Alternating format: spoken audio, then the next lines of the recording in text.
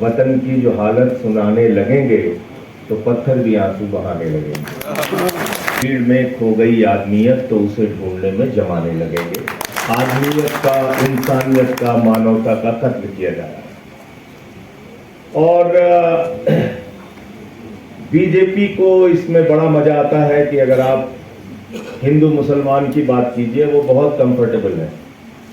वो चाहते हैं ये बातें खूब होती रहे, उनकी राजनीति चमकती रहे, वो आगे बढ़ते रहें, और जो असली मुद्दे हैं वो मुद्दे धीरे धीरे पीछे हो जाएंगे। इस देश में आर्थिक सवालों पे राजनीति होती नहीं, शिक्षा के सवाल पे राजनीति होती नहीं, इलाज के सवाल पे राजनीति होती नहीं, रोजगार के सवाल पे राजनीति होती नहीं, किसान के सवाल पे एक राजनीति शुरू हुई। वो उसके लिए मैं देश के अन्नदाता किसानों को बहुत बधाई देना चाहता हूं। राजनीतिक दलों का उसमें बहुत कम योगदान था, इसे हमें ईमानदारी से स्वीकार करना चाहिए। लेकिन अगर हिंदू मुसलमान के नाम पे राजनीति होती है तो बीजेपी को बहुत मजा आता है इसमें, उनको बहुत फायदा है इसमें। अब इस राजनीति का जवाब क्या है, ये आपको सोचना पड़ेगा। और राजनीति को जब तक आप उस दिशा में मोड़ के नहीं लाएंगे तो फिर बीजेपी को रोकना कोई आसान काम नहीं है। आरएसएस की राजनीति को रोकना कोई आसान काम नहीं है। अभी गांधी जयंती के अंदर मैं भारतीय जनता पार्टी के इंटेलेक्चुअल लोगों के ट्वीट्स देख रहा था जो पीछे से वार करते हैं। आप याद रखिएगा, इनके सामने के चेहरे शायद कम आपको दिखते हैं, लेकिन जो पीछे के चेहरे हैं वो बहुत खतरनाक है, बहुत ही ज्यादा खतरनाक। तो कैसी वीडियो चलाते थे, ये देखिए गांधी जी हैं, ये यहां रुकते थे, यहां आते थे, यहां जाते थे। इनके सादगी को मेंटेन करने में इतना पैसा खर्चा होता था। गांधी तो ये थे, गांधी तो वो थे, उनके चरित्र को लेकर तमाम सवाल। और याद रखिएगा, ये वही लोग हैं, ये वो विचारधारा हिंदुस्तान के अंदर काम कर रही है जिस विचारधारा से निकले हुए एक व्यक्ति नाथूराम गोडसे ने गांधी की हत्या की थी। उसी विचारधारा के लोग आज संविधान और लोकतंत्र की हत्या कर रहे हैं। कोई सामान्य लोग नहीं है, इनसे लड़ने के लिए बहुत दिमाग की जरूरत है। अब वन नेशन वन इलेक्शन की बात कह रहे हैं, आशुतोष जी अभी कह रहे थे। मैं तो कह रहा हूं इस देश में एक नारा चाहिए, वन नेशन वन डीलर। एक ही आदमी है जो नेता है ही नहीं। किसी गलतफहमी में नहीं रहना चाहिए आप लोगों को कि भारत का प्रधानमंत्री देश का नेता है और देश के लिए काम कर रहा है। भारत का प्रधानमंत्री देश के लिए नहीं, अपने दोस्त के लिए काम कर रहा है, इंडिया के लिए नहीं, अदानी के लिए काम कर रहा है। और ये प्रमाण के साथ मैं कह सकता हूं, आप सारी योजनाएं उठा के देख लीजिए।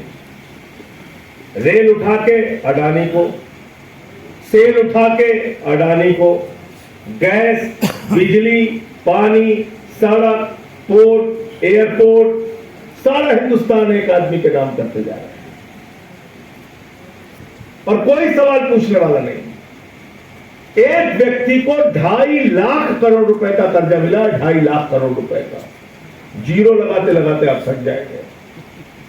आपको 2.5 लाख रुपए का अगर कर्जा चाहिए अपने बच्चे की पढ़ाई के लिए या रेडी पे दुकान लगाने के लिए, तो आपके चप्पल गिर जाएंगे, इतने कागज आपसे मांगे जाएंगे, आपको देते देते मुश्किल हो जाएगी। लेकिन एक व्यक्ति जो नरेंद्र मोदी का दोस्त है, उसको 2.5 लाख करोड़ रुपए का कर्जा मिला हुआ है। 2.5 लाख करोड़ रुपए। अभी मैंने पार्लियामेंट में एक लिस्ट पढ़ी और वो लिस्ट मुझे लोकसभा में मिली थी, लोकसभा के एक जवाब से मिली थी। लोकसभा के एक सांसद ने पूछा कि इस देश के पूंजीपतियों का कितना कर्जा आपने माफ किया है एनसीएलटी के जरिए। एक इन्होंने ट्रिब्यूनल बनाया है, नेशनल कंपनी लॉ ट्रिब्यूनल, उसमें लोन का सेटलमेंट करते हैं। और 5,40,000 करोड़ रुपए 43 कंपनियों का बाकी था, 3,53,000 करोड़ रुपए माफ कर दिया गया। 3,53,000 करोड़ रुपए। क्या हो रहा है इस देश में? कहीं किसी को पता भी नहीं है मुद्दे। 3,53,000 करोड़ रुपए इस देश की तरक्की में लग जाए, रोजगार में लग जाए, शिक्षा में लग जाए, इलाज में लग जाए, हिंदुस्तान दुनिया के नंबर 1 के देशों की लड़ाई में आगे आ जाएगा। लेकिन उस पर बात नहीं होती, आर्थिक मुद्दों पे बात नहीं होती, घुमा फिरा के हिंदू मुसलमान का मुद्दा, जिसमें बीजेपी बहुत कंफर्टेबल है। इनके जो दोस्त भाग के गए हिंदुस्तान छोड़ के, नीरव मोदी हो, मेहुल चौकसी हो, विजय माल्या हो, नितिन सदेसरा हो, ललित मोदी हो, ये सारे लोग जिनका बीजेपी से कनेक्शन है, हजारों हजार करोड़ रुपए हिंदुस्तान का लूट के चले गए। इन सवालों पे कोई आंदोलन नहीं होता, कोई बातचीत नहीं होती। आज मैं एक ही बात कहने के लिए आया हूं कि अगर मौजूदा हालात में किसी एक चीज से आप भारतीय जनता पार्टी की राजनीति को खत्म कर सकते हैं, उनकी नफरत की राजनीति पे ताला लगा सकते हैं, तो वो है सिर्फ और सिर्फ सामाजिक न्याय की राजनीति, सोशल जस्टिस की राजनीति। उसके बगैर आप इस पे ताला नहीं लगा सकते और उसमें सबको आप इकट्ठा कर सकते हैं। जब आप सामाजिक न्याय की बात करते हैं तो आदिवासी की भी बात होगी, जब आप सामाजिक न्याय की बात करते हैं तो दलितों की भी बात होगी, पिछड़ों की भी बात होगी, मुसलमानों की भी बात होगी, बौद्धों की भी बात होगी, सिखों की भी बात होगी, अल्पसंख्यकों की भी बात होगी। तो सामाजिक न्याय सबसे बड़ा मुद्दा है जिसपे सबको लामबंद करके, एकजुट करके यह कहना चाहिए कि हम इस देश में रहते हैं बाबा साहब डॉक्टर भीमराव अंबेडकर के संविधान के मुताबिक, किसी नरेंद्र मोदी और योगी के फरमान के मुताबिक नहीं। यह आपको बोलना पड़ेगा। और जब यह बात बोलते हैं तो तस्वीर बिल्कुल खुले तौर पे साफ दिखाई पड़ती है। आपको लगता होगा कि इस देश में मुसलमानों के साथ अत्याचार हो रहा है, इससे इनकार नहीं है। लेकिन आप जरा उस दलित परिवार के बारे में सोचिए जिसका बेटा सीआरपीएफ का जवान है। इसी बुलंदशहर में शादी में उसको घोड़ी पर नहीं बैठने दिया जाता। जरा उस दलित परिवार के बारे में सोचिए। मध्य प्रदेश के अंदर घर में मौत हो गई, मौत के बाद वो अर्थी लेकर पहुंचे, उस शमशान में चले गए जहां पर उनको अपने घर वाले का अंतिम संस्कार करने की इजाजत नहीं है। आप जरा उसके बारे में सोचिए कि जयपुर के अंदर एक मंदिर में शादी के बाद एक दलित जोड़े को मंदिर के अंदर प्रवेश नहीं करने दिया गया। आप सोचिए कर्नाटक के अंदर एक सांसद जो दलित समाज का था, भारतीय जनता पार्टी का था, भारतीय जनता पार्टी का शासन था, एक गांव के अंदर उसको घुस के उद्घाटन नहीं करने दिया गया। कितनी मानसिक पीड़ा झेलनी पड़ रही है, कितना अत्याचार समाज के बड़े तबके पे हो रहा है, इसकी आप कहानी लिखेंगे, अंतहीन गाथा है। इन मुद्दों को उठाइए और इस पे एकजुट हो जाइए। देखिए, इनको भागने का रास्ता नहीं मिलेगा, भागने का रास्ता नहीं मिलेगा। आज मैं जब यहां आ रहा था तो एक सभा से होके आया, उसमें केजरीवाल साहब ने एक ट्वीट का जिक्र किया। भारतीय जनता पार्टी के एक नेता है, उत्तर प्रदेश के ऊर्जा मंत्री हैं, वो अपने ट्वीट में लिख रहे हैं, हरामी के पिल्ले, हरामजादे। ऐसी भाषा का इस्तेमाल, ऐसी भाषा का इस्तेमाल बीजेपी का मंत्री कर रहा है अपने ऑफिशियल हैंडल से। यह हो रहा है इस देश के अंदर। खुली छूट है नफरत फैलाने की, समाज को बांटने की। आज सवाल पूछा क्यों नहीं जाता? मैं तो बार बार कहता हूं, जैसे ही रामनाथ कोविंद जी देश के राष्ट्रपति बने, पूरे देश में बीजेपी वालों ने डंका पीटा, देखो हमने एक दलित समाज के व्यक्ति को राष्ट्रपति बना दिया, देखो हमने एक दलित समाज के व्यक्ति को राष्ट्रपति बना दिया। लेकिन जब राम मंदिर का शिलान्यास हो रहा था तो बीजेपी अपनी मानसिकता से बदली नहीं। उन्होंने कहा मोदी जी जाएंगे, योगी जी जाएंगे, राज्यपाल आनंदीबेन पटेल जाएंगी। मैं सवाल पूछना चाहता हूं इस सभा में, जब योगी जी मुख्यमंत्री के तौर पे जा सकते हैं, उनके साथ राज्यपाल आनंदीबेन पटेल जा सकती हैं, देश के प्रधानमंत्री नरेंद्र मोदी जा सकते हैं, तो देश के राष्ट्रपति रामनाथ कोविंद क्यों नहीं जा सकते? क्योंकि वो दलित समाज के हैं, उनसे मंदिर का शिलान्यास नहीं कराया जाएगा। ये सवाल पूछना पड़ेगा कि आजादी के इतने साल के बाद भी जब मंदिर का उद्घाटन होता है तो भारत के प्रधानमंत्री जाते हैं, योगी जी जाते हैं, राज्यपाल जाते हैं, लेकिन देश की मौजूदा राष्ट्रपति श्रीमती द्रौपदी मुर्मू जी नहीं जाती, क्योंकि वो आदिवासी समाज से है। ये सवाल तो पूछना पड़ेगा। इस देश में समाज के बड़े तबके के साथ जो अन्याय हो रहा है, अगर अत्याचार हो रहा है, अगर उस मुद्दे को आप आगे लेके आएंगे तो वो बड़ा मुद्दा होगा, और उस मुद्दे में 85% जनता एक साथ खड़ी होगी, और उसके जवाब में बीजेपी आपके सामने नहीं खड़ी हो सकती। उनकी गंदी राजनीति, उनकी नफरत की राजनीति नहीं खड़ी हो सकती। अभी जैसे वक्त का सवाल है, मैं जेपीसी का मेंबर भी हूं, ऐसे ऐसे उसमें क्लॉज लिखे हैं, आप देखेंगे हैरान हो जाएंगे, ऐसे ऐसे क्लॉज डाल दिए। तो ये मत समझिएगा कि आज मुसलमानों की जमीन कब्जा करने की योजना है तो बाकी सब बच जाएंगे, नहीं। और मैं तो कहता हूं बुलडोजर के बारे में कि बुलडोजर बहुत बेवफा है, किसी का सगा नहीं। छतरपुर में मुसलमान के घर पे चला, फिर नोएडा में त्यागी जी के घर पे चला, फिर त्यागी जी ने आंदोलन किया तो बंसल जी के घर पे चला, फिर अयोध्या में चला, फिर काशी में मंदिरों में चला बुलडोजर। आप सोचिए कि अगर नरेंद्र मोदी ने जिस तरीके से लगभग 300 मंदिर काशी में तोड़े, मैंने उसके लिए आंदोलन भी किया था, अगर ये काम किसी और दूसरे नेता ने किया होता बवाल हो जाता देश भर में। लेकिन देश के प्रधानमंत्री की कॉन्स्टिट्यूंसी में 300 से ज्यादा मंदिर तोड़े गए, हो रहा है इस देश के अंदर। तो इसलिए मुझे लगता है कि व्यापक मुद्दों को, बड़े मुद्दों को, धर्म के नाम पर भेदभाव, जाति के नाम पे भेदभाव, भाषा के नाम पे भेदभाव, जहां जहां भेदभाव हो रहा है और जितने लोग उस भेदभाव से पीड़ित हैं, सबको एकत्रित कीजिए, सबको इकट्ठा कीजिए, और तब मुझे लगता है कि एक बड़ा आंदोलन इनके खिलाफ खड़ा किया जा सकता है। निश्चित रूप से सही कहा कि इनका कोई राष्ट्रीय आंदोलन में योगदान नहीं है। रोज सर्टिफिकेट मांगते रहते हैं जावेद अली से। जावेद अली साहब तो लेके आए थे एक बिल प्राइवेट मेंबर का, ये दिलाना चाहते थे अधिकार। मैं था उस दिन, पूछिए, झगड़ा हो गया इनके चक्कर में, इनके बिल के चक्कर में झगड़ा हो गया। वो सामाजिक न्याय से जुड़ा हुआ बिल, सोशल जस्टिस से जुड़ा हुआ बिल, और तब मैंने खड़े होकर कह दिया कि बीजेपी दलितों के, पिछड़ों के, आदिवासियों के खिलाफ है। पूरे भाजपा वाले चिल्लाने लगे, पूरे भाजपा वाले चिल्लाने लगे, हमसे नाराज भी ज्यादा रहते हैं। ठीक था, हमारे साथी ने सस्पेंड बहुत किया, तो जब मुझे सस्पेंड कर रहे थे तो मुझे कहने लगे कि संजय सिंह 56 बार बेल में आए, इन्होंने मणिपुर का मुद्दा उठाया, तो मुझे अब तक 56 फिल्म याद आ गई, इसमें 56 लोगों का इनकाउंटर किया था। मैं 56 बार भारत के लोकतंत्र को बचाने के लिए संसद की बेल में गया हूं, और 156 बार जाना पड़ेगा तो जाऊंगा। इसमें डरने की क्या बात है। मैंने किसानों का मुद्दा उठाया, माइक तोड़ दिया, बड़ी आलोचना पूरी देश में हुई मेरी कि माइक तोड़ दिया संजय सिंह ने संसद में। मैंने कहा तुम किसानों की हड्डियां तोड़ रहे हो, उनके साथ जानवरों जैसा व्यवहार कर रहे हो, उन पे गोलियां चला रहे हो। 750 किसानों ने अपनी शहादत दी है।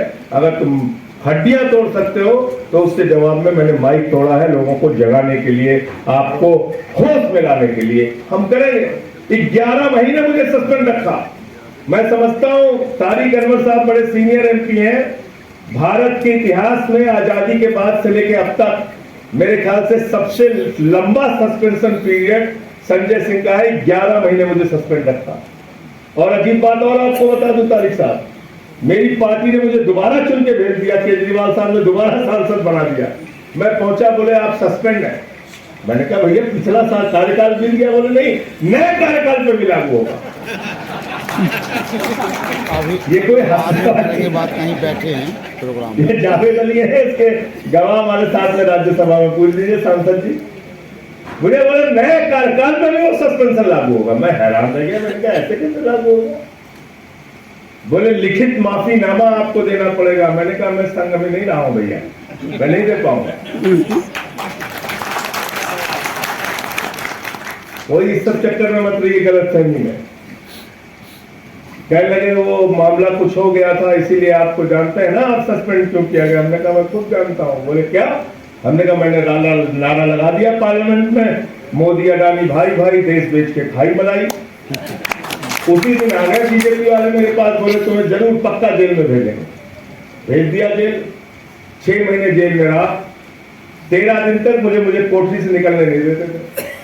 जब मेरा ब्लड प्रेशर चेक करने के लिए निकालते थे तो 4 पुलिस वाले, पूरा अनाउंसमेंट होता था, वार्ड नंबर 1, 2, 3 के बंदी भाई अपने अपने बैरक में चले जाएं, और सब बंद होते थे। सब वहां से फिर मुझे वहां ले जाते थे, मेडिकल चेकअप करा के लेके आते थे।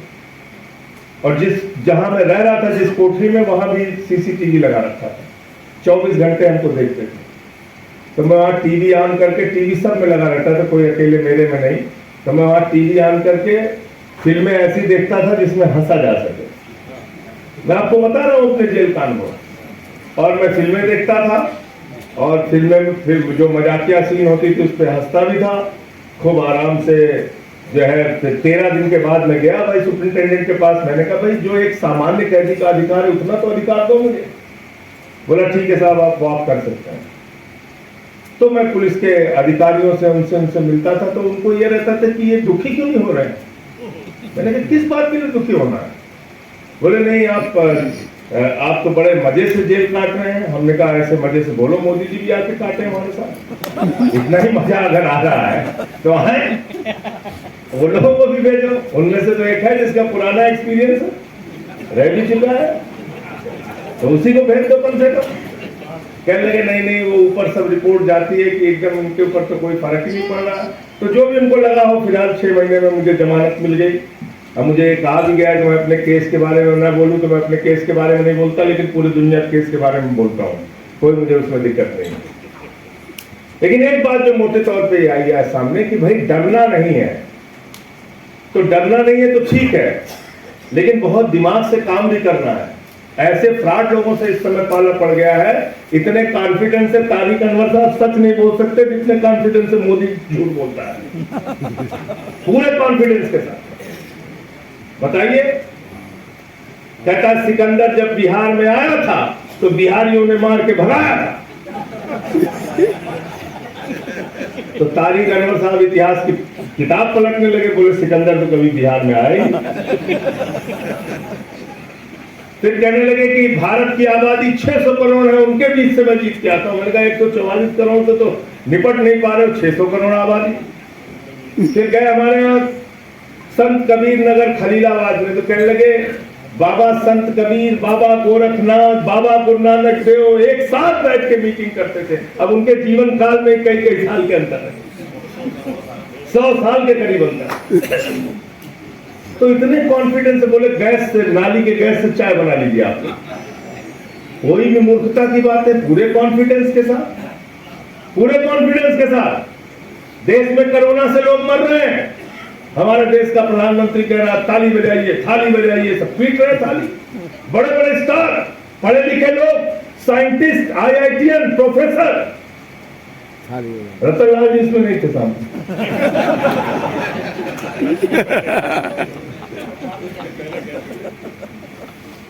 तो समझ लीजिए आप, ऐसे पागल बना रखा है देश का। थाली बजा रहे हैं सब कोरोना में, और बड़े बड़े स्टार वीडियो बना के देखिए, मोदी जी हमने थाली बजाया, हमने ताली बजाया।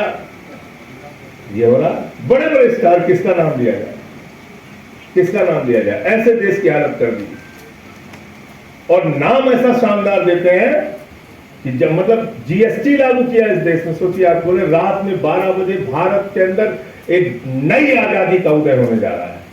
पूरा देश नई आजादी के उदय में लग गया। अब बोले लता मंगेशकर का गाना आप सुनिए, अमिताभ बच्चन को देखिए, रात में 12 बजे GST पास होगी। मतलब इस देश ने 5% का टैक्स बढ़ा के 28% कर दिया। मोदी जी ने उसका जश्न मनवाया सबसे। बोले जश्न मनाओ सब लोग। मना रहे हैं, मना रहे हैं। जो आदमी ये कहता है 50 दिन मेरे भाइयों बहनों दीजिए, नोटबंदी किया हूं, अगर इसका फायदा आपको नजर नहीं आया, किसी चौराहे पे मुझे खड़ा करके गोली मार दीजिए। इतनी अतिवादी बातें बोल रहे, इतना काला धन लाएंगे, 15 लाख हर खाते में जमा हो जाएगा। हमारे यहाँ मथुरा में घटना, एक लड़का पकड़ के थाने में पीटने लगे, 8 लाख रुपए का कर्जा था।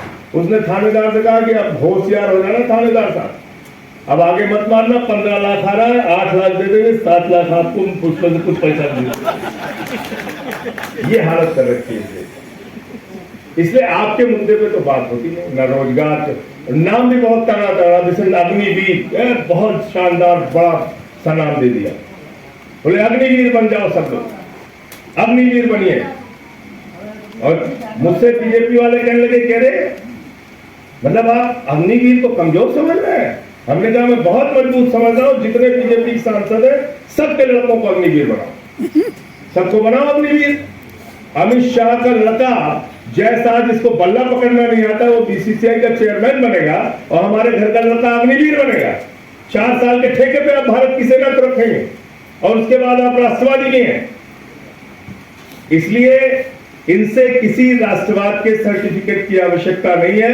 मैं फिर दोहरा रहा हूं, बीजेपी की सांप्रदायिक राजनीति का सामना करने के लिए, बीजेपी की नफरत की राजनीति का सामना करने के लिए, बीजेपी की डिवाइड एंड रूल राजनीति का सामना करने के लिए, बीजेपी की बांटो और राज करो की नीति का सामना करने के लिए सामाजिक न्याय के सिद्धांत पर देश को लामबंद करना होगा, तभी इनको हराया जा सकता है। वरना तो रोज धर्म खतरे में पड़ा रहता है, किसी न किसी का धर्म रोज खतरे में पड़ा रहेगा। इसका कोई समाधान नहीं। इसका समाधान एक ही है, सोशल जस्टिस। उस मुद्दे पे बात कीजिए। जब आप इनसे कास्ट सेंसस पे बात करेंगे, ये दौड़ के भागेंगे।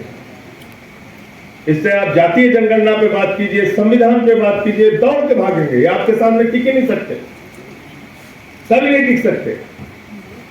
और राष्ट्रवाद की तो कभी कोई इनसे बात करने की जरूरत, जिन लोगों ने 53 साल तक तिरंगा झंडा नहीं फहराया अपने मुख्यालय पर, वो राष्ट्रवाद की बात करते हैं। वो लोग राष्ट्रवाद की बात करते हैं जिन्होंने पठानकोट में आईएसआई को बुला के जांच कराई। तो इसलिए इसका जवाब सिर्फ और सिर्फ सामाजिक न्याय की लड़ाई है, सोशल जस्टिस की लड़ाई है। और उसमें 85% देश का जनमानस जो आज अपने अपने अधिकारों के लिए लड़ रहा है, उसको